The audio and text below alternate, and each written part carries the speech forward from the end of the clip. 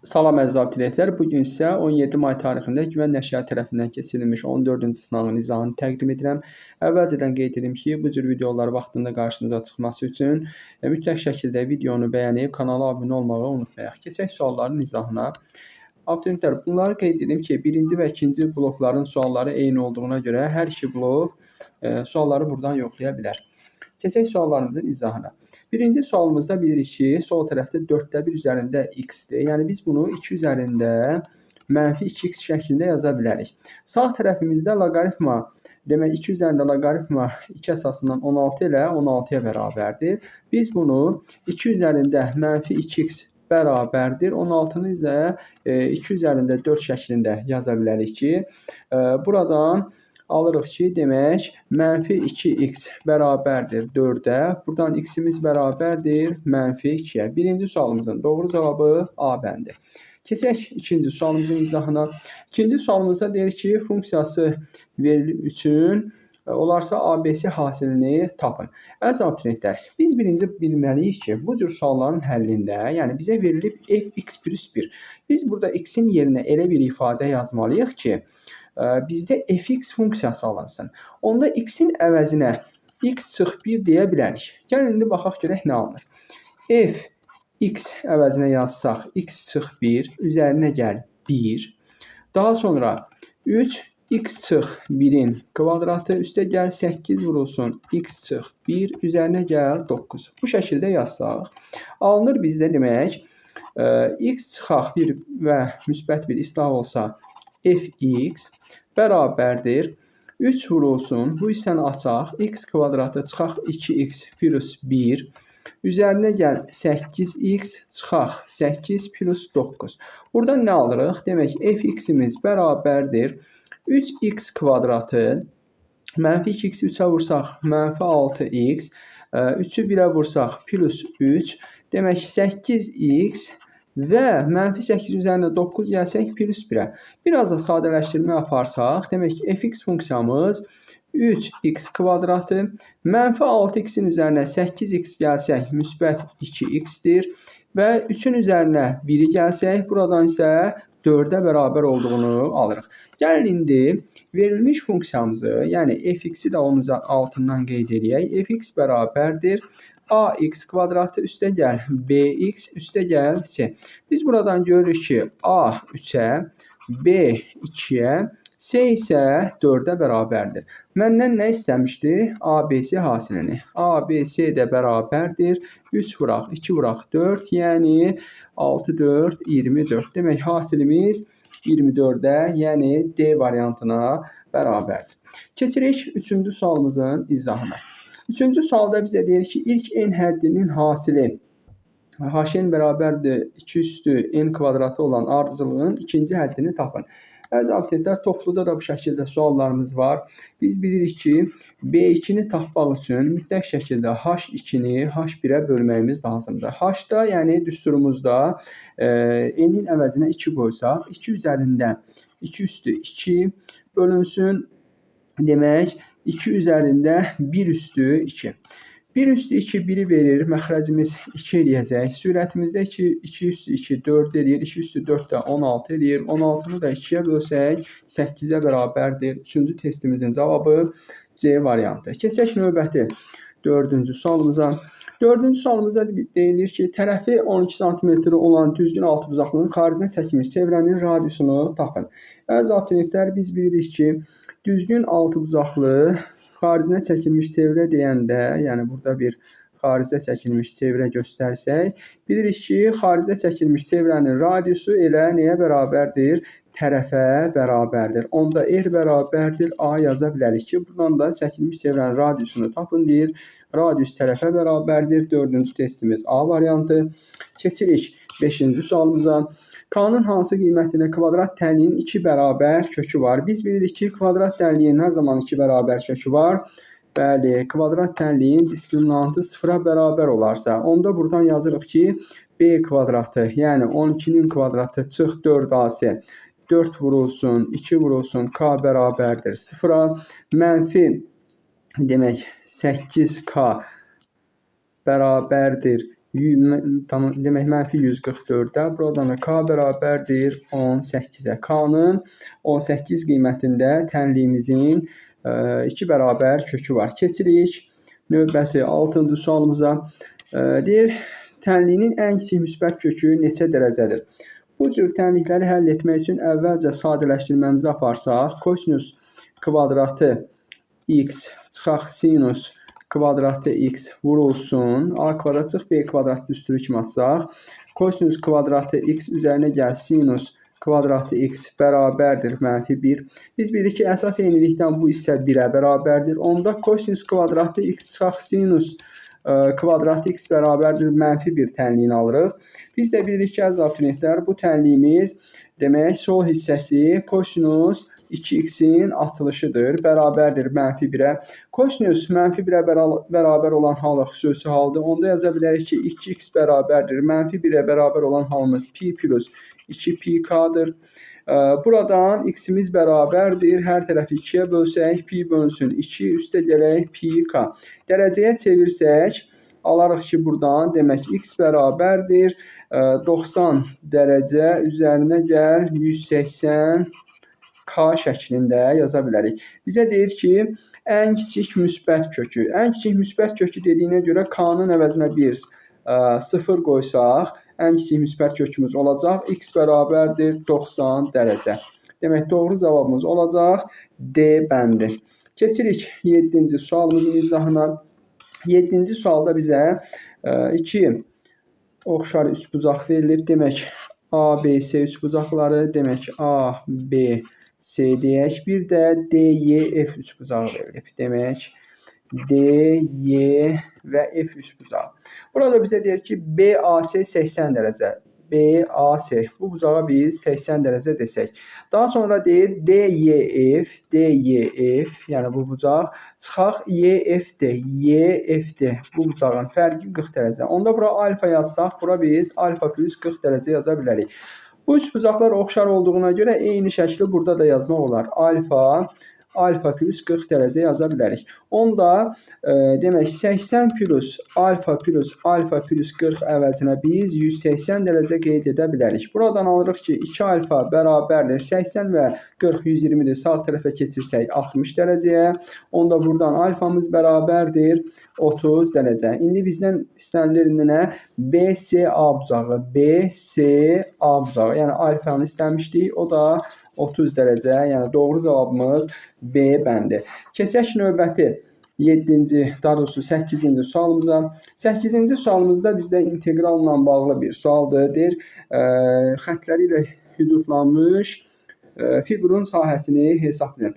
Əziz abituriyentlər, biz əvvəlcə bilirik ki, biz inteqralımızın sərhədlərini təyin etmək üçün mütləq şəkildə onları bir-birinə bərabərləşdirməliyik. X kvadratı bərabərdir kökdə x-ə. Hər tərəfi kvadrata yüksəltsək, demək, x üzərində 4 bərabərdir x yaza bilərəm. Daha sonra x üzərində 4 çıxaq x bərabərdir 0 yazsam, buradan x-i vuruq kimi çıxarsaq, x kubu çıxaq 1 bərabərdir 0 ala bilərəm. Ki, məlum məsələdir ki, buradan x1 bərabərdir 0 olar, x2 bərabərdir 1 olar. Onda inteqralımızın sərhədləri 0-dan 1-ə qədər. Bizə lazımdır demək, kökdə x çıxaq x kvadratı, yəni dx-i hesablamaq. Biz bilirik ki, bu funksiyanın ibtidai funksiyasını alarkən birinci funksiyamız bizə 3-də 2 x üzərində 2-də 3-ü, digər funksiyamız isə x kubu bölünsün 3-ü verir. Sərhədlərimiz isə demək 0-dan 1-ə qədər. Qiymətləri yerinə qoysaq, demək, yuxarı sərhəd 1-i qoysaq, 3-də 2 vuraq 1, çıxaq 3-də 1, 0-ı qoysaq nə alınacaq? Təbii ki, bu ifadədən 0-ı qoysaq bütün hər tərəfə, yəni çıxılsın 0 alırıq. O da bizə verir 3-də 2 çıxaq 3-də 1, o da bərabərdir 3-də 1. Demək, fiqurun sahəsi D bəndi 3-də 1-ə bərabərdir. Keçək 9-cu sualımıza.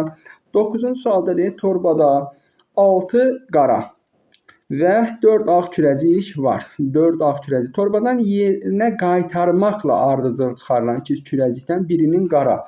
Birinci qara olması üçün ümumi bizdə 10 kürəcikdən 6-sı qaradır. Yerinə qaytardıqsa yenə torbamızda 10 kürəcik var. Digəri ağ olması isə 10-da 4-dür. Bu da verəcək bizə %24. O da 0,24. Yəni D bəndi doğru cavabdır.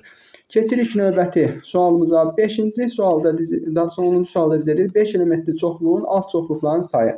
Sadə bir sualdır. Alt çoxluqların sayı 2 üstü n-dir. 2 üstü 5 də bizə verəcək 32. Doğru cavabımız A bəndi. Keçək 11-ci sualımıza.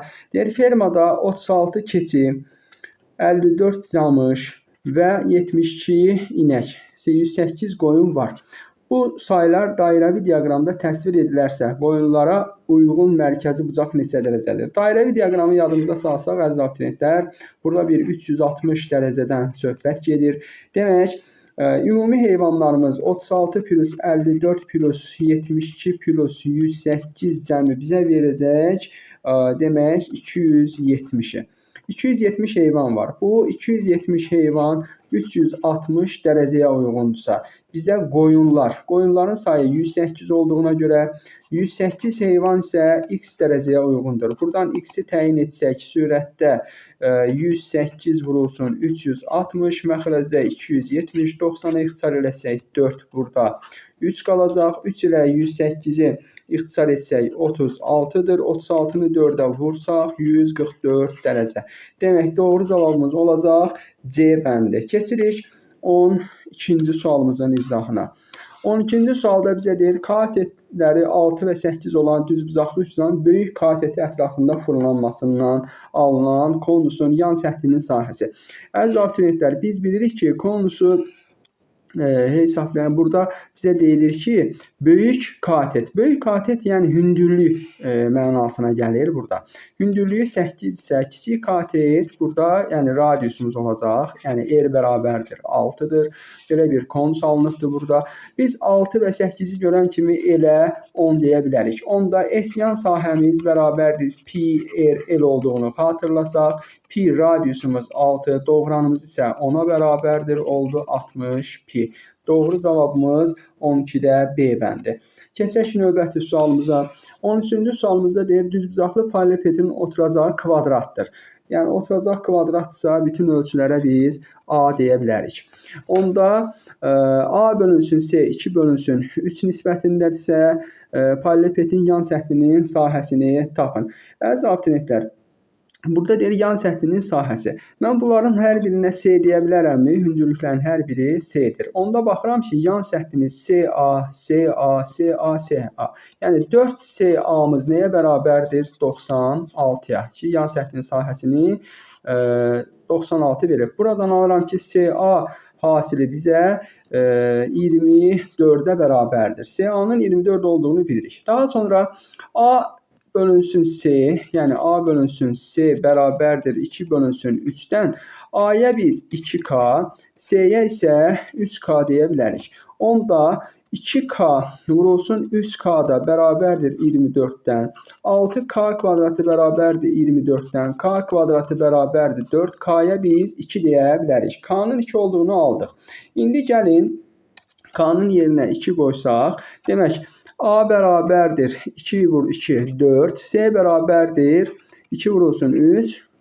Demək 6 olduğunu yaza bilərik. İndi bizə lazımdır burada olarsa həcmi hesablamaq. Biz bilirik ki, V bərabərdir. S oturacaq vurulsun H da deyə bilərik. Yəni S oturacağımız A kvadratı vur H deyə bilərik. Yəni buradan alırıq ki, V bərabərdir. A-mız neçədir? 4. 4-ün kvadratı.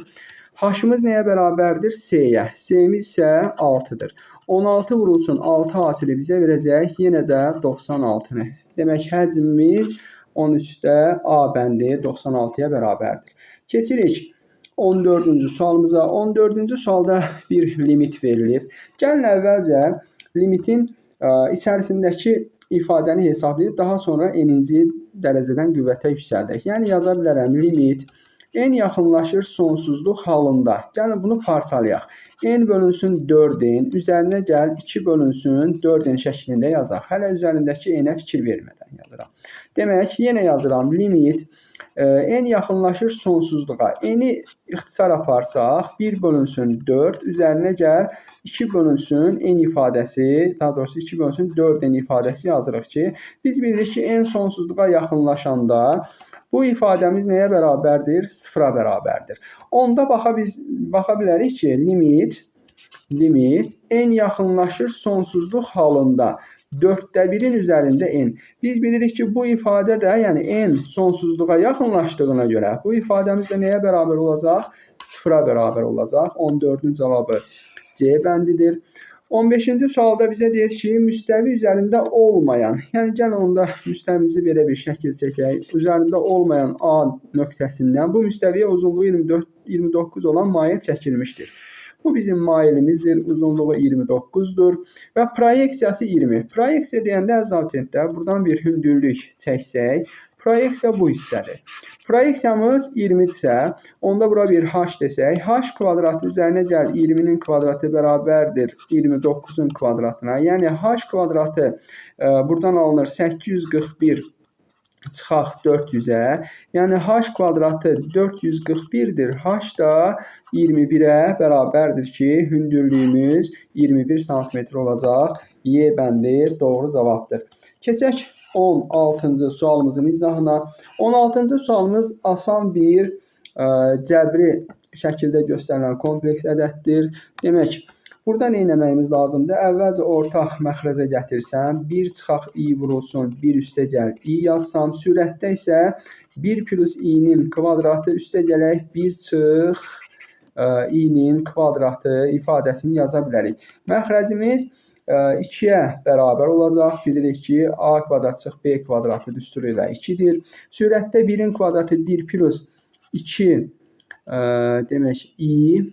Bir də i kvadratı -1. Çıxaq 1 yazdım. Sonra 1-in kvadratı plus 1. Sonra çıxaq 2i ifadəsi. -1-in kvadratı yenə bizə -i-nin kvadratı, müsbət i kvadratı, oradan -1-i verir. İndi gəlin hesablamamızı aparaq. 2i, 2i-ni islah etdi. -1, -1-i, -1 də bu müsbət 1 islah oldu. Demək, 0 bölünsün 2 ifadəsi qalır ki, bu da doğru cavabımız C variantı 0. Keçirik növbəti sualımız 17-ci sualımıza. 17-də bizə deyir ki, vektorları kolinear olarsa y-i tapın. Kolinear olmasının şərti 4 bölünsün -6, yəni x-lərin nisbəti bərabərdir. -6 bölünsün y. Buradan 4y bərabərdir 36 yazsam, 4-ə ixtisar etsək, y bərabərdir 9 yaza bilərəm ki, doğru cavabımız A variantı. Keçək 18-ci suala. Müsbət A ədədini k dəfə artırıb. Alınan ədədi k faiz azaltdıqda B-yə bərabər olur. K-nın hansı qiymətində B bölünsün A nisbəti ən böyük qiymət alar deyir. Gəlin indi əziz abituriyentlər, burada yazaq ki, B ədədimiz nəyə bərabər oldu? Müsbət k ədədini, demək A ədədini k dəfə artırıb. Yəni A vurulsun k. Davam edəsək, deyir ki, alınan ədədi k faiz azaltdıqda, yəni ədədimiz 100%dir, onu 1 ilə ifadə etdik. Onu k faiz azaltmaq isə k bölünsün 100 deməkdir. Bunu da bu şəkildə ifadə etdik. İndi biz buradan gəlin alınır B bölünsün A nisbəti. B bölünsün A-nı təyin etmək üçün hər tərəfi A-ya bölsən, B bölünsün A bərabərdir. K vurulsun 1 çıxaq 100 k bölünsün 100 ifadəsi alırıq.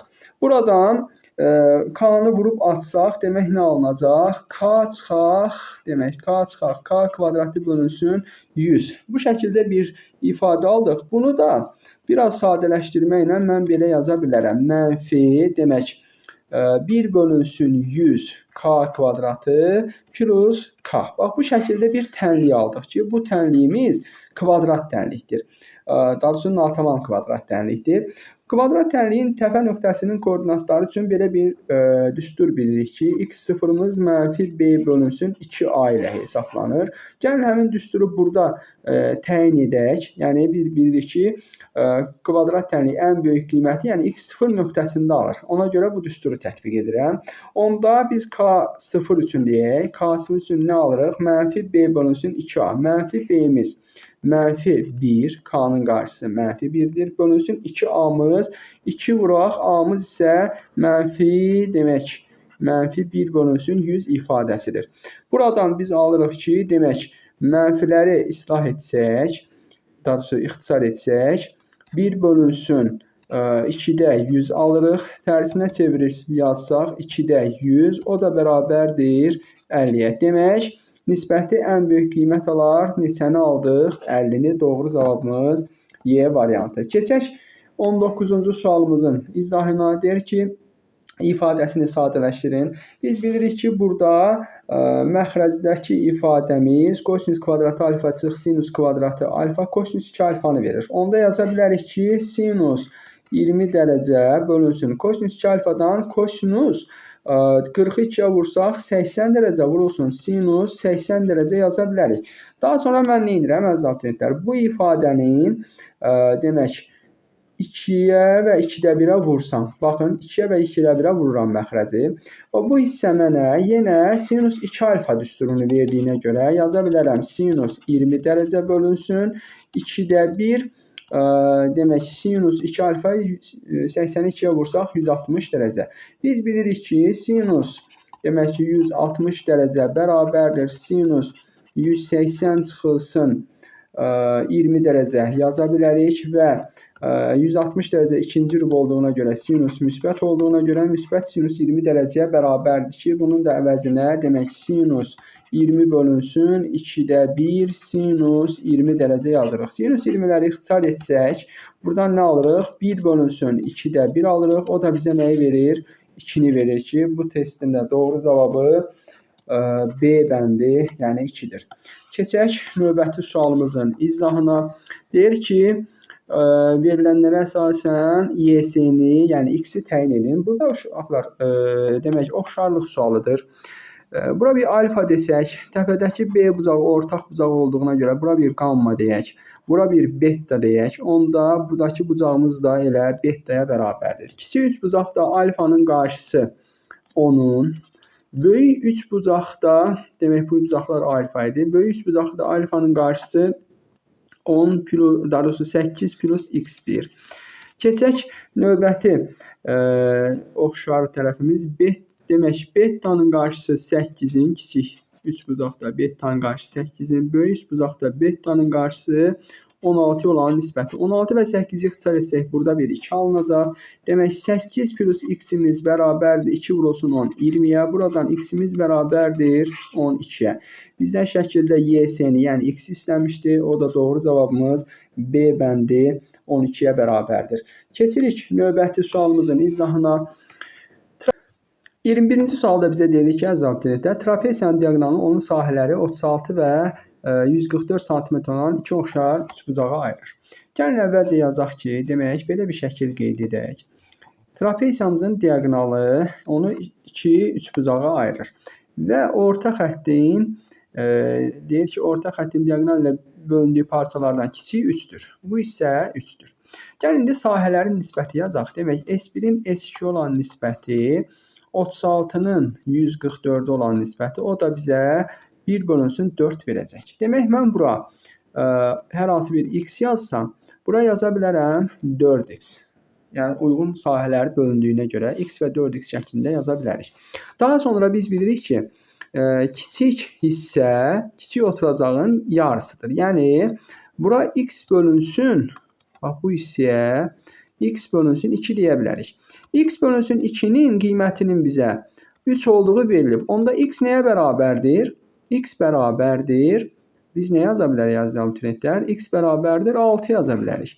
Daha sonra biz bilirik ki, buradakı böyük hissə isə, bu böyük hissə isə böyük oturacağın yarısıdır. Yəni nəyə bərabərdir? 2x-ə. Bizə lazımdır elə böyük hissə 2x-əni tapmaq. Yəni 2x də bərabərdir 2 vurulsun 6. 12-yə bərabərdir. Doğru cavabımız 21-də Y bəndi. Keçək növbəti sualımıza. 22-də bizə deyir ifadəsinin qiymətini hesablayın.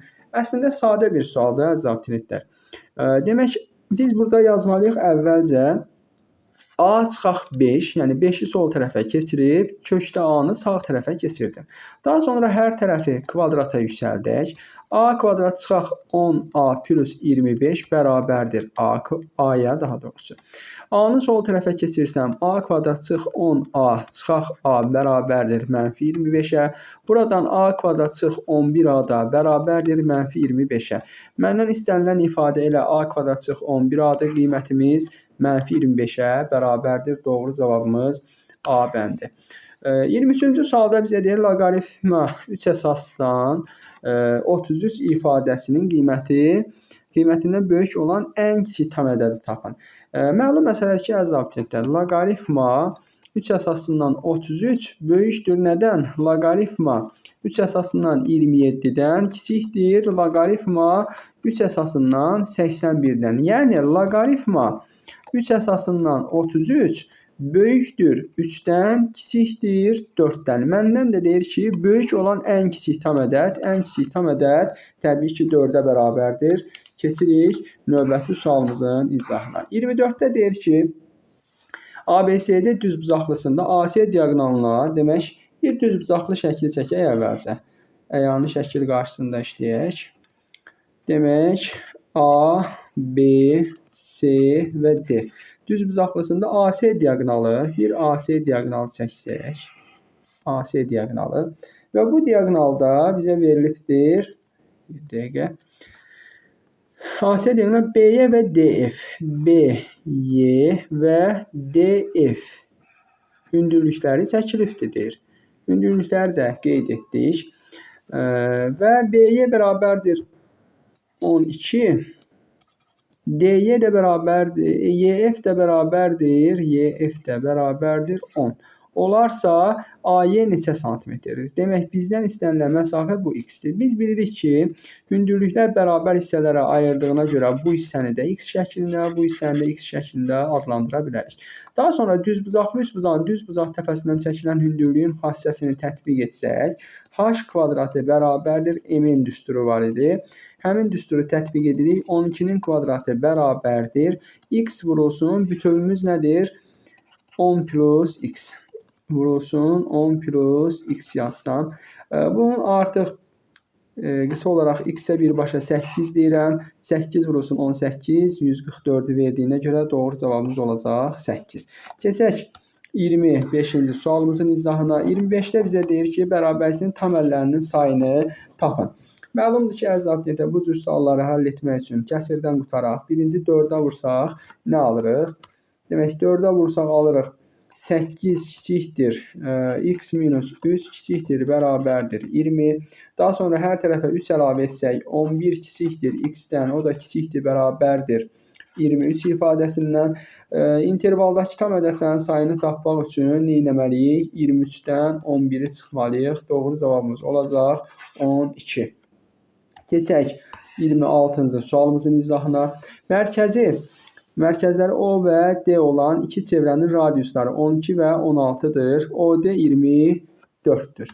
Demək, əziz abituriyentlər, OD-nin 24 olması biz burada hər hansı bir x məsafəsini 2 dəfə saymışıq. Yəni 2 dəfə cəmləmişik. O deməkdir. Yəni 12 üzərinə gəl 16, 2 dəfə x gəldiyimizə görə ortaq hissəni çıxıram x-in birini, bərabərdir 24 yazmalıyam. Buradan alıram ki 28 çıxaq x bərabərdir 24-ə, buradan x bərabərdir 4. Yəni AB məsafəmiz ortadakı kiçik hissə 4-ə bərabərdir.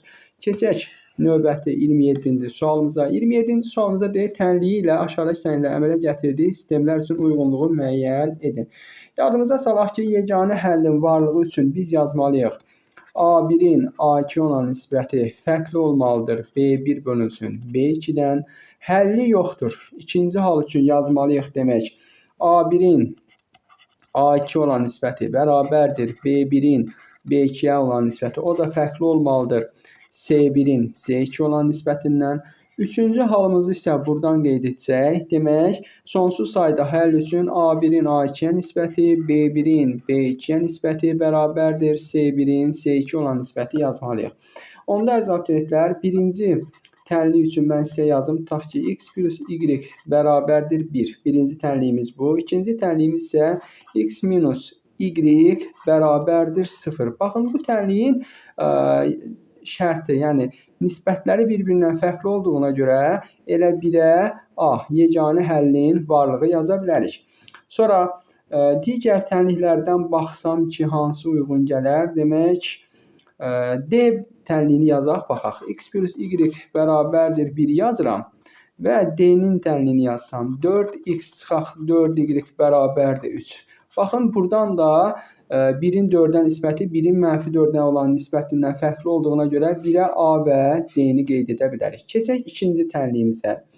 İkinci tənliyimizdə deyilir ki, demək ki, yenə yazıram. X plus y bərabərdir 1. Buradan B bəndini yazsam 2x plus 2y bərabərdir 0. Baxın, nisbətlər birincidə 1 bölünsün 2 bərabərdir 1 bölünsün 2-yə, fərqlidir 1 bölünsün 0. Yəni, həlli yoxdura, demək, biz ikinci B bəndini yaza bilərik. Sonra davam edək, baxaq görək burada başqa nə yazmaq olar. Demək, x plus y bərabərdir 1-i 1 də yazsam, eyni şəkildə y-ni də yaza bilərik. Baxın, 5x plus 5y bərabərdir 6-nı qeyd etsəm, buradan 1-in 5-ə nisbəti, 1-in 5-ə nisbəti, 1-in 6-ya nisbəti. Bəli, y bəndini də bura qeyd edə bilərik. Onda yəqin ki, 3-ə ancaq C bəndimiz qalır. Yenə də yoxlayaq. X plus y bərabərdir 1-ə. C bəndimizdəki tənlik 3x plus 3y bərabərdir 3-ə. 1 bölünsün 3, 1 bölünsün 3, 1 bölünsün 3 nisbətini verir. Bəli, 3-ə də C bəndi uyğundur. Əziz abituriyentlər, mən sizə bunu qeyd edeyim ki, buradakı situasiya suallarını ayrı bir video şəklində paylaşıram. Nəyə görə? Çünki 9, 10 və 11-ci siniflərin hamısında situasiyalar eyni olduğuna görə hər kəs asan izləyə bilsin deyə situasiyanı ayrıca bir video kimi kanalda paylaşmışam. Oradan baxıb situasiyaları izləyə bilərsiniz. Sağ olun. Əgər video sizin üçün faydalıdırsa, bəyənməyi və kanala abunə olmağı da unutmayın.